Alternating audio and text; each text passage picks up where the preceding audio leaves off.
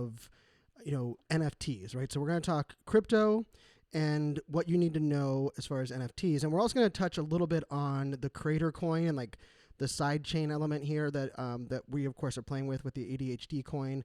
It's also an important conversation because anyone that wants to get in on the 2 NFTs that we have to support to be part of the Mint 365 experience, I'm actually doing both, right? So this is a little bit of a demonstration. So if you want to get like the best, trial and understanding of kind of crypto to NFTs, I mean, I'm just going to say you could buy one Superfans season pass NFT on the Rally side chain, which means you'd use our ADHD coin to purchase that.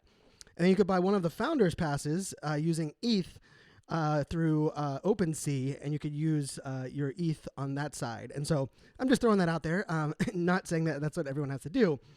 But I think, for me, the crypto conversation, it gets confusing and mucky. And I think part of it is because most of it is either financial people talking financial stuff to those of us that are not financial stuff. And just to be clear, this is not financial advice. This is also the fact that I am not, I'm not a finance person. But what I do focus on is, simplifying the complex, or really kind of trying to break down the things that how I understand things. So this, I might not be 100% on this episode. The way I explain it, you might be like, well, you could have explained it differently. I probably could have, but here is how I've simplified it for myself. And it's how it's allowed me to be, my portfolio across multiple different coins. I have 12 different wallets that we are now managing across my chain because I wanted to test the different wallets that are out there. I've used 4 different exchanges in multiple different ways, moving things from the main net to the side net. I've actually bridged things out. I've bridged things back in across the network. So I believe I've tested out just about every aspect of this in regards to NFTs. Now, I haven't tested out every aspect of crypto, and I don't plan on doing so. I have people that I know. I have people that I know that are smarter than me in that sense of like the next level, creating a DAO or liquidity pools and some of the things that go there. But let's like simplify this real quick.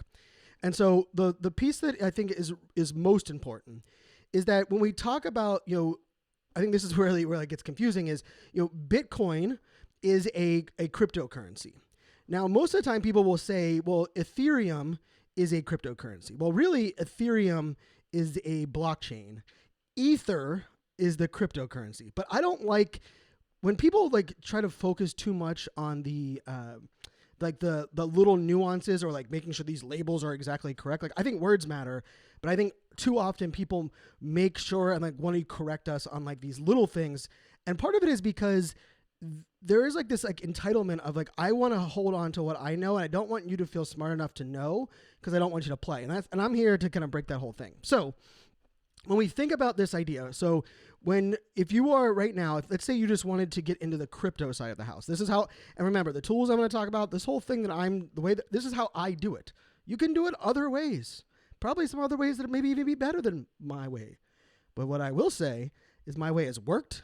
I've done it for over a year, and I've done it in every direction possible. I've made probably every mistake possible, right? So you can go listen to the experts that are going to tell you how perfect they are and how much investments they've made and how much they flipped. Or you can listen to me, who's going to tell you the truth and tell you how I made it work and how I simplified it in my head.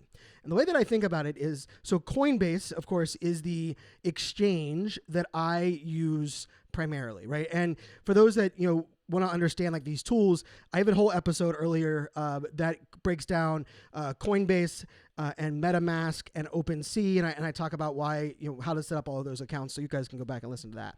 But Coinbase is what I use, right? And what is neat about Coinbase for me is, first off, I connected my bank account, and like the first deposit took a little bit of time. They put like a hold on it. But after that, I can move things to and from my bank account very easily. The other thing I really like about it is, yes, they have some fees that are when you're moving things from what is considered like a stable coin to crypto, that there's usually a fee there. But what I love is, for the most part, there's no fees moving between Bitcoin to Ethereum or Ethereum to Dogecoin or Dogecoin into Solana or Solana into Cardano. And understanding all of the nuances of all of those different type of cryptos, again, not what you're going to get on this podcast or on this episode. You probably will get on this podcast. I'm gonna bring in some friends that are focused on different chains and different cryptos and different blockchains, and we'll kind of do that a little bit longer down the road in January, which I'm excited to have a couple guests there. Now, the reason I like Coinbase is because there's kind of twofold here, right? I actually use Coinbase to move money into my wallets, which is when I go purchase my NFTs. I also can use Coinbase to send and purchase my Rally coin, which is where we buy ADHD coin.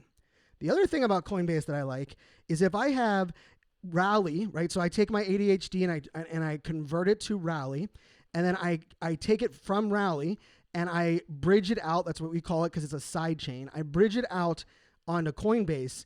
It happens almost instantly.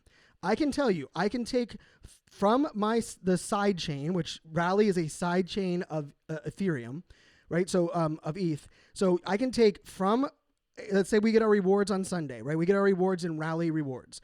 As soon as I see those rewards in my wallet, in my portfolio on the side chain on Rally, I can move it from there to in my bank account with about, I would say total fee there is about, it's about like, depending on how much you're moving, I'd say on average, it's like $13 to bridge out on the Rally side, and it's about $21 depending on how much I'm depositing into my bank, and if I want it instant. But I like instant. That's just my thing. So I like $35 or so in fees if I'm moving a fairly large amount of Rally. I can move it from Rally sidechain into my bank accounts to be able to use it in about a minute and a half. Even better is I don't even have to move it to my bank account because I have a Coinbase credit card or debit card. So Coinbase, you can apply for a debit card. And so I can actually move my coins. I can move Rally in the Coinbase, and then I just use this card. And I was trying to pull it out for the video, but of course my hands are I just got out of the shower, so my hands are a little slick. But so I can actually use this credit card, which is even nicer, right? So that's what I use for Coinbase. So now let's think about this. So I kind of threw some things out there. And you're like, wait a second, Brian, side change and bridging out. And what is Brian, slow down, please. I got you. So the first thing we're going to think about is this idea of purchasing NFTs, right? And you guys know for our Mint 365 project, we've been buying an NFT every single day. And we've been using primarily 3 different wallets. So we have the main ETH wallet that we use, which is the metamask wallet. And that's for buying our NFTs. For most of the NFTs that we've bought, I'd say, I can't remember the exact number. I think 20 of the 27 were purchased with ETH. And so what I do, because I've been funding this for myself, is I take ETH that is in Coinbase, and let's say it's like today there's a mint for 0.06 ETH. I take that, I'm like, oh, you know what? Okay, we're gonna factor in for gas. So I'll take 0.09 ETH, and I'll go to send, and I will send it from Coinbase into my MetaMask wallet. Usually takes a minute or two, and it'll pop up here on my MetaMask wallet. Now, my MetaMask wallet is where I'm actually making the transaction for the NFT. Okay, so I have the ETH in there now, and when I go to the website, it'll pop up and it'll say, do you want to mint? And it'll say the mint price is 0.06. And I will hit connect my wallet, and either on my browser or if you're using your mobile device, it'll pop up and it'll say, do you want to connect your wallet? You have to hit sign. And then it'll pop up and say, this is the price, and then this is the current gas fee that is associated with that price. Do you want to make your purchase? Do you want to confirm? Now, the gas fees that is the thing that most people really, it's one of the most frustrating things in this space. I've mentioned that, this month we spent over $4,000 in gas fees just for this project. Gas fees is a transaction fee, and it's actually, the price of it is actually determined based on how much traffic is happening in that moment on the ETH, on the Ethereum blockchain as a whole, right? So sometimes the time of day matters, sometimes if there's a launch mattering, and sometimes you'll get like a crazy amount. Like all of a sudden it'll say $10,000 for $100, and that's sometimes a glitch, and you can you hit reject, and then you go back and reconnect it back again. And you can actually kind of play around with the gas fees, but I think that's kind of like taking things a little bit further than when I want to go in this episode. But so when let's say I do that, right? I've hit 0.06, and let's say it comes up and it says, it's going to cost me $104 for my gas fee. So it's going to end up being like 0.078 Ethereum, right?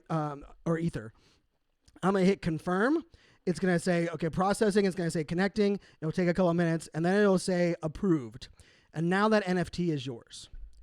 And now the question is, I tried to answer a little bit of this last episode, right, on the selling. Well, what does that mean? Like, where's my NFT? How do I get it? Well, now it is actually connected to the wallet that is your MetaMask wallet. So that MetaMask wallet, wherever you connect that to, that NFT will be associated with it unless you, of course, transfer it. So if you went over to OpenSea, which right now is the marketplace of choice for people on ETH, you can go to OpenSea and then you just hit connect your wallet, and whatever NFTs are in your wallet will be displayed in your OpenSea portfolio or profile. So now we've kind of walked through that, like the ETH in there, right? So that's how we kind of go that direction. Now let's say you sell your NFT, right? We sell it on OpenSea. Let's say that same NFT, right? We ended up buying it for 0.06, the mint, but with gas fees it was 0.079. Well, all of a sudden we get an offer for our NFT for 0.15, right? So we're going to almost double our money that we just got. And we're like, you know what? I'm going to click yes. Well, the first thing to remember is that a percentage, usually between 5 and 10% of the sale, will go directly back to the original the creator of the NFT. And then there will also be a percentage that will go to OpenSea for the transaction. So you have to kind of factor those percentages in. But when that happens, like, you can set it up on OpenSea to automatically buy now, or you can have approve. But the question now goes, well, where does that ETH go that I just sold my NFT on OpenSea? Does it go into my Coinbase? Does it go in my wallet? Like, where do I get it? It's going to go into the wallet that you have connected with your NFT. So if you sold the NFT, when you open up your MetaMask wallet, the ETH minus those percentages will be now sitting in your MetaMask wallet.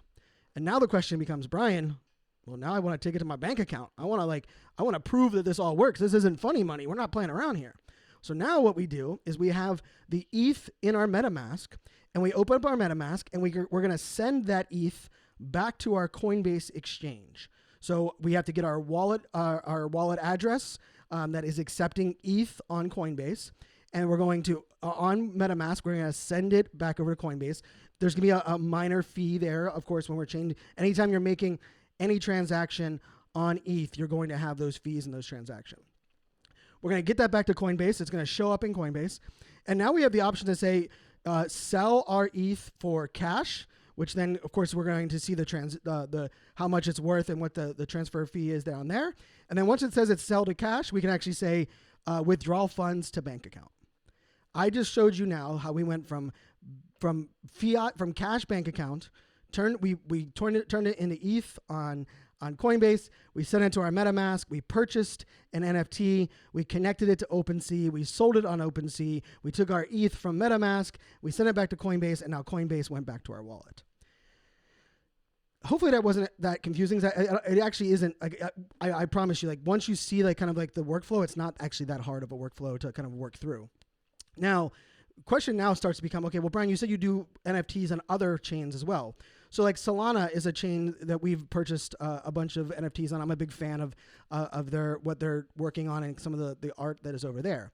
Now for their chain, you have to use a different wallet because MetaMask does not work on Solana or on or a couple of the other networks that I'll kind of go into.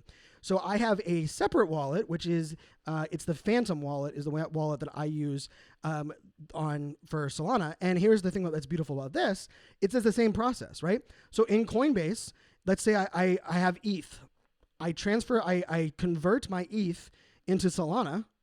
And then I take my Solana and I go send to my Phantom wallet, right? So let's say, like yesterday, we purchased a piece yesterday for two Solana, so 2 Sol, SOL is the handle, 2. So I transfer, and the nice part is there's not very many gas fees over there, right? So I transferred like 2.01 from Coinbase into my Phantom wallet. It showed up in my Phantom wallet. I went to the website that was minting that NFT. I hit connect. It connected to my Phantom wallet, which has the correct cryptocurrency there, and I hit confirm on the price. It ended up being I think it cost me less than $1 of transaction fee, right? So that's a big difference between ETH and Solana. And I hit confirm, and now I purchase my NFT. Now the question for you might be like, well, Brian, how do you see that NFT, right? Like, to see that NFT, all you have to do is you have to go open up your OpenSea. Well, here's the thing. OpenSea does not connect to wallets that are a Solana wallet. So there are other marketplaces that you would do that, or you can actually just see it in your actual physical wallet, in your Phantom wallet, and you can connect to Solana marketplaces, to Solana. I always say like Solano or Solana. I kind of interchange them, but you can connect those to other marketplaces. Now, I mentioned before that we have like the main net and like the side chain. But for some of these projects, that they've actually enabled you to buy with cash, right? Which is referred to as fiat, right? And so, like for the Playboy Rabbitars one, which you guys know I talk a lot about, also for the Matrix one, which we mentioned, you could actually use your credit card to purchase the NFT. But here's the thing: you still needed a place to send the NFT itself. Now, this is where I think where people have got confused, because they're like, oh, well, I already have a Coinbase, Brian, then I should be good to go. Coinbase is your exchange, not your wallet. So although you're purchasing for Matrix, you could put in your credit card, but when you purchase with your credit card, they need to send that NFT to a wallet that is on the right blockchain. So you would still need a MetaMask or a Rainbow or a Trust wallet on if you were purchasing like the Matrix NFT, right? So the wallet itself is what is going to store. It can store both crypto and NFTs, but the thing about it is you are never sending an NFT to an exchange. You are always NFTs move between wallets. Crypto can move between wallets and exchanges and liquidity pools. We can move crypto from the main net to the side net, but we are not moving NFTs across those ways. Let me say that again. When we are transferring NFTs, or we are selling NFTs, or we are doing anything with NFTs, it is wallet to wallet transactions, right? This is an important factor. Now, you might be thinking, well, Brian, you talked about the side chain. So Rally.io, which is the side chain that we are using for our ADHD coin here it's the coin that we launched in March of last year. It's the coin that we're using to even purchase some of our NFTs. So Rally is a side chain of Ethereum, right? And so what is beautiful about that is we can move crypto both directions, right? So I can move things from Coinbase over to Rally. I can move it from my MetaMask wallet to Rally, but I can't move the NFTs that I have there, right? So the NFTs are not going across, just the cryptocurrency that we can use to purchase them. So what we're doing here for our project is I'm actually minting our 365 passes on Rally, because Rally has their own NFT marketplace like an OpenSea. But what is beautiful about that is, for me as a creator, is that I can actually move them and send them to you without any gas fees or transaction fees.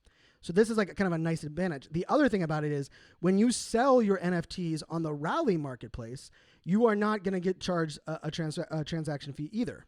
So this is kind of like a nice little advantage of some of the side chain NFT marketplaces. And so really, for what all intents and purposes, what the Matrix used, right? They were using the Palm side chain to purchase NFTs. We're doing the same thing, but we're using the Rally side chain and the Rally marketplace to buy these NFTs. And so to connect this from a cryptocurrency perspective, or even the creator coin perspective, Rally is the coin that you can actually buy on Coinbase, and it is bonded to what we, for our price on the sidechain side with ADHD coin. So anytime you are moving anything in and out of Rally, you are not moving it in ADHD coin, you are moving it in Rally. Let me say that again, right? Because remember, we're not moving coins or NFTs between exchanges or wallets, right? Or from an exchange to a wallet. We're actually moving crypto, right? I'm not sending my NFTs to Coinbase.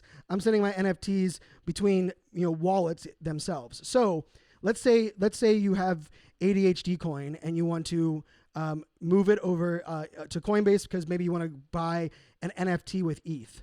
You can do so by converting your ADHD coins into Rally and then bridging out your Rally over to to a wallet ID. So you're going to send it to a wallet ID or an exchange ID. So you can send it to Coinbase, you can send it to MetaMask, whichever you prefer in that sense. Now, on the Rally network, of course, you're going to have to go through, you have to set up your bridge out, which is going to you have to go through the KYC process, which is know your customer, which just requires you to confirm your information. You are who you say you are, and so that all of those things are confirmed. Doesn't take that long. It's not that painful a process.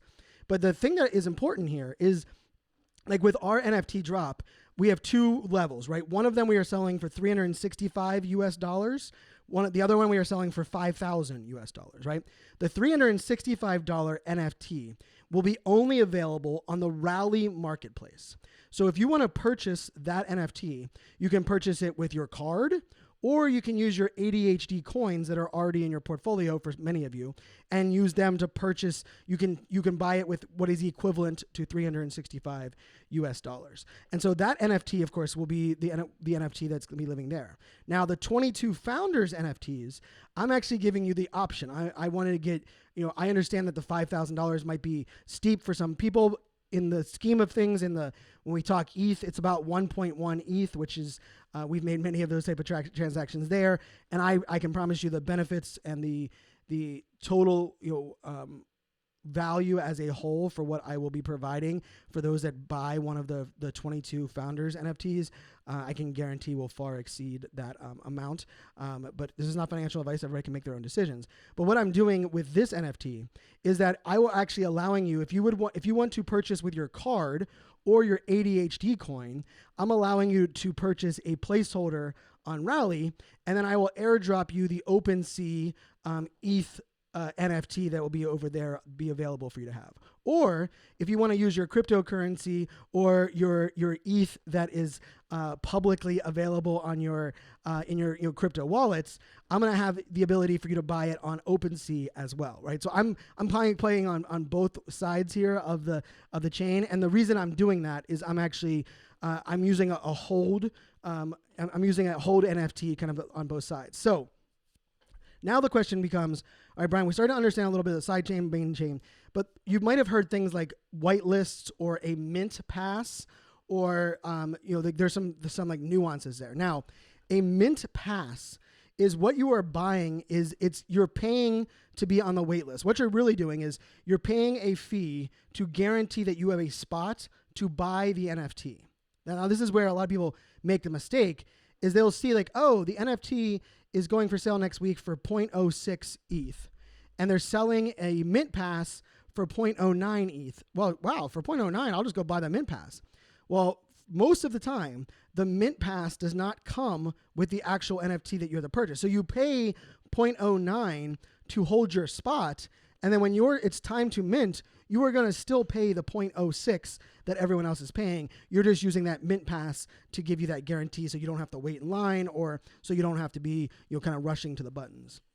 Now, with all of that kind of being said, the way that I really try to like wrap my head around where things are and how I kind of manage all of this is that I really like to think of things as, when we're moving cryptocurrency around, or where the crypto kind of plays in, is that, the price of crypto also will change, which of course is going to impact the amount of that something's going to be, right? Like I mentioned, like for our founders NFT being $5,000, I can't tell you exactly what that's going to be on ETH when we mint them, when they're available on OpenSea, because the price of ETH will change, right? Like I mean, right now, while we're recording this, I can guarantee from when I started recording this to where we are now, I can guarantee you the price of ETH has changed. So right now, currently, while I'm recording this, which is always funny to kind of go back and listen to some of the old episodes, and you're like, oh, ETH was how much?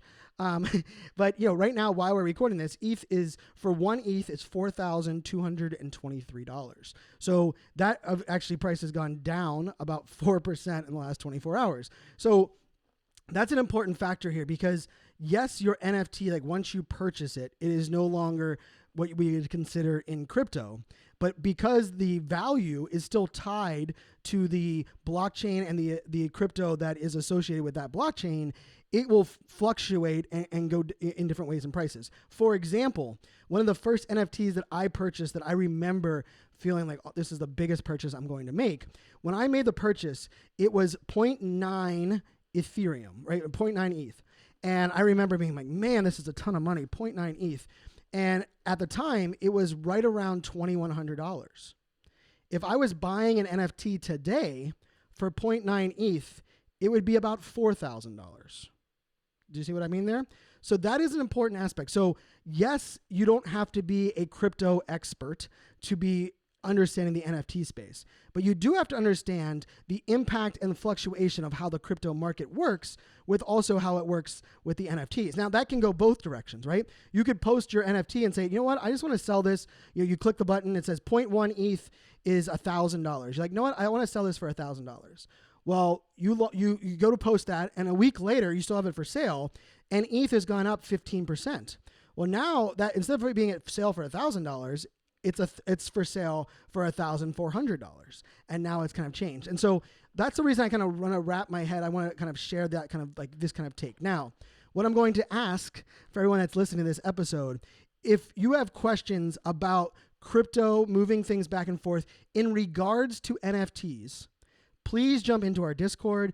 Please DM me on the social channels. Please go over to our Facebook group, which is, just search NFT 365 over on Facebook and ask your question, because I'm going to answer more of these type of questions in some future episodes, especially next week, because I believe this is actually one of the hurdles. I've seen a lot of people say, I don't understand. Do I need a wallet? Do I not need a wallet? Like, how does that work? Now, I will tell you, the last thing is, if you are just doing ADHD coin with us here on Rally, you don't need a wallet, and ultimately you don't need an exchange with Coinbase until you're taking things out.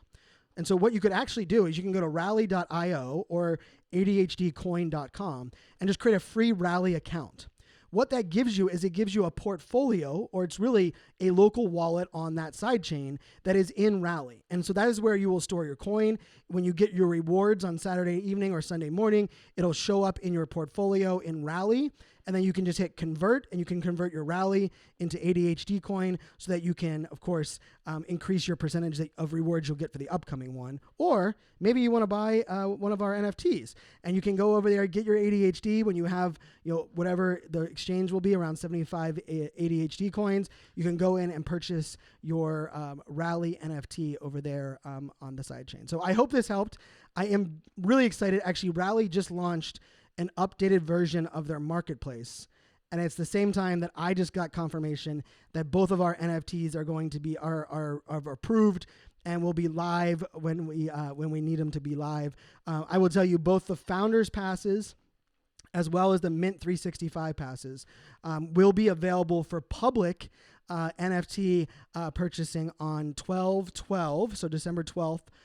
2021, and you can purchase the NFT, and it'll have a holder graphic there, because we are going to reveal the 3D art that we have been working on December 22nd. So on December 22nd, you will actually, everyone that had bought an NFT will be able to log back into their NFT account and see the update. They're going to get a new version with the 3D rendering that we've been working on.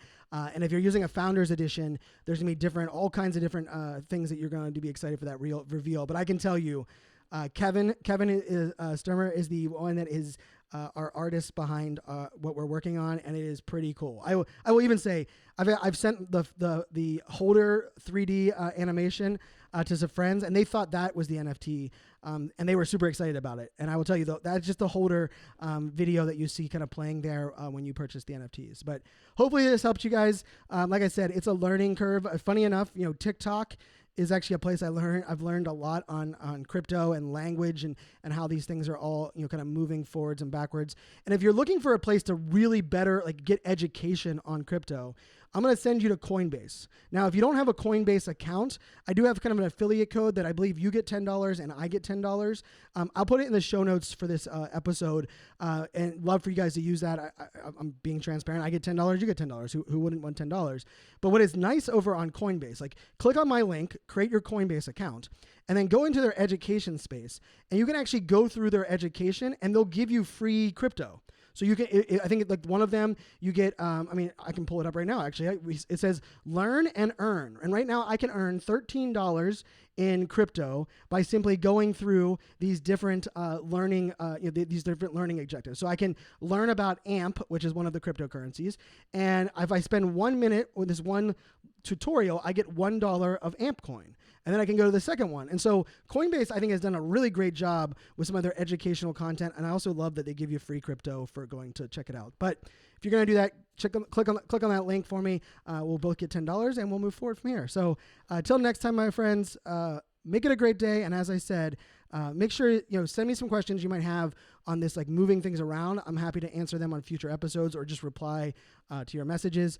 And if you're interested, make sure you guys check out our two NFT drops that are happening this weekend. We have the Super Fans Pass, which will be 365 of them available, or the Founders Pass, which will be 22 of them available. Cheers, my friends.